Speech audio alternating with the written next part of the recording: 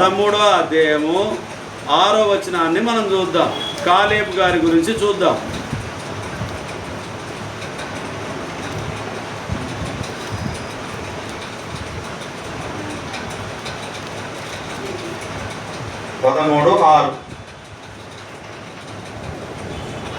ఏడవ నాడు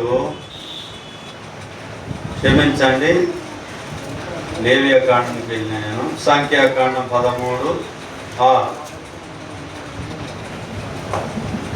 యూదా గోత్రమునకు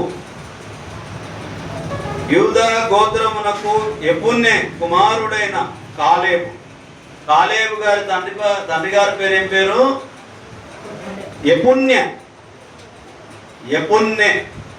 కాలేబు గారి తండ్రి పేరు యెఫున్నె కుమారుడు ఎవరు? కాలేబు. యెఫున్నె గారి కుమారుడు ఎవరు? కాలేబు గారి గురించి కొన్ని విషయాలను మనము జ్ఞాపకము చేసుకుందాం. ఈరోజు 30వ వచనాన్ని మనం చూద్దాము. సంఖ్యాకాండము 13:30లో చూస్తే, కాలేబు మోషే ఎదుట జనులను నిమ్మలపరచి, మనము నిశ్చయంగా వెలుదుము, దాని స్వాధీనపరచుకుందుము, దాన్ని జయించుటకు మన శక్తి చాలును అన్నాడు. ఏమన్నాడు? మన శక్తి చాలును అన్నాడు. అంటే కాలేబును నడిపించింది ఎవరు? మోషే గారు నడిపించారు. మోషే గారు కాలేబును నడిపించారు.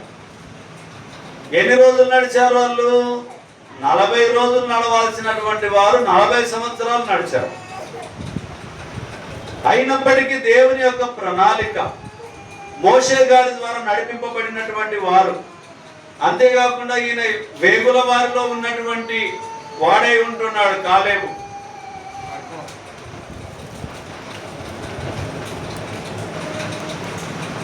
వేగుల వారిలో ఉన్నటువంటి వ్యక్తి ఇతను అనేటటువంటిది జ్ఞాపకం చేస్తుంది దేవుని వాక్యం. ఎందుకు అని అంటే, కాలేబుకున్నటువంటి మంచి లక్షణం ఏంది అని అంటే, మనం జయిస్తాము అని చెప్పి ధైర్యంగా చెప్తూ ఉన్నాడు. ఏం చెప్తున్నాడమ్మా? మనం జయిస్తాము, మనం స్వాధీనం చేసుకుంటాము, దేవుడిచ్చినటువంటి వాగ్దానం ఇచ్చినటువంటి ఆ దేశాన్ని స్వాధీనం చేసుకుంటాము అని చెప్పి నమ్మకంగా కానాను గురించి చెప్తూ ఉన్నాడు. అక్కడ ఉన్నటువంటి కొంతమందికి ఏం లేదు? నమ్మకము లేదు. 31. అయితే అతనితో కూడా పోయిన ఆ మనుషులు, ఆ జనులు మనకంటే బలవంతులు, మనం వారి మీదికి పోజాలమని, మరియు వారు తాము సంచరించి చూచిన దేశమును గురించి ఇశ్రాయేలీలతో చెడ్డ సమాచారము చెప్పి, మేము సంచరించి చూచిన దేశము తన నివాసులను భక్షించు దేశము, దానిలో మాకు కనబడిన జనులందరూ ఉన్నత దేహులు. ఎట్లున్నారంట? చాలా బలంగా ఉన్నారంట కానాను దేశంలో. కాబట్టి మనం చేరలేము, మనం పోలేము, వాళ్ళు చాలా బలంగా ఉన్నారు, మనం బలహీనంగా ఉన్నాము అని చెప్పి ఎమ్మడ ఉన్నటువంటి వాళ్ళు అంటుంటే, కాలేబు గారు ఒక్కరు ఏమంటున్నారు అని అంటే 30వ వచనము, కాలేబు మోషే ఎదుట జనులను నిమ్మలపరచి, మనం నిశ్చయంగా వెలుదుము, దాన్ని స్వాధీనపరుచుకుందుము, దాన్ని జయించుటకు మన శక్తి చాలును అని. అంటే దేవుని మీద ఎవరికి నమ్మకం ఉంది ఇక్కడ? కాలేబు గారికి బలమైన నమ్మకం ఉంది. ఎవరైనా ఉండి పరలోకానికి మీరు ఎవరు వెళ్తారు చెప్పండి, చేతులు ఎత్తండి అని అంటే ఎవరు కూడా సరిగా చేతులు ఎత్తారు. ఎందుకు ఎత్తారు అంటే, వెళ్తామో లేదా అనేటటువంటి అభద్ర భావం మనం కలిగి ఉంటుంది. కాలేబు గారితో సంచరిస్తున్నటువంటి వారు, కాలేబుతో ప్రయాణం చేస్తున్నటువంటి వారు, మోషే గారితో కానానుకు ప్రయాణం చేస్తున్నటువంటి వారు, 6 లక్షల పైచిలుకు ప్రజలు ప్రయాణంలో ఉన్నప్పటికీ కూడా ఎంతమంది కానాను చేరగలిగారు అని అంటే, కాలేబు, యెహోషువ గారు మాత్రమే చేరారు. 2 మాత్రమే చేరారు.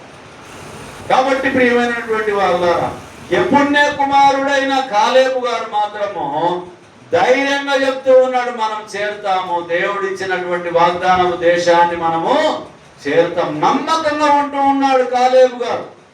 కాబట్టి ప్రియమైనటువంటి వాళ్ళారా, దేవుని మాటల్ని మనము జాగ్రత్తగా ఆలకించాలి, జాగ్రత్తగా వినాలి. దేవుని యొక్క వాక్యపు మాటల్ని దృష్టిలో పెట్టుకోవాలి, బలపరచుకోవాలి. అది మన హృదయంలో భద్రంగా ఉంచుకోవాలి.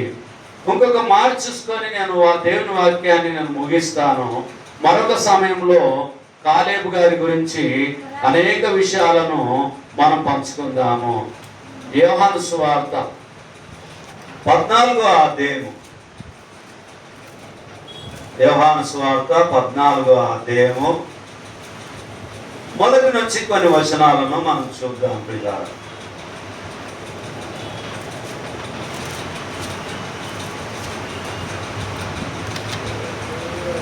మీ హృదయమును కలవరపడనీయకుడి, దేవుని యందు విశ్వాసముంచుచున్నారు, నా యందును విశ్వాసముంచుడి.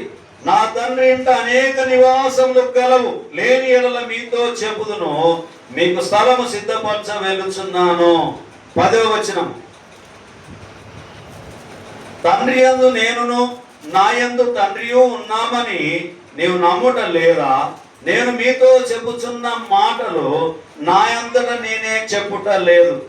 తండ్రి నా యందు నివసించుచు తన క్రియలు చేయుచున్నాడు. తండ్రి యందు నేనును నా యందు తండ్రియు ఉన్నామని నమ్ముడి, లేదా ఈ క్రియల నిమిత్తమైనను నన్ను నమ్ముడి.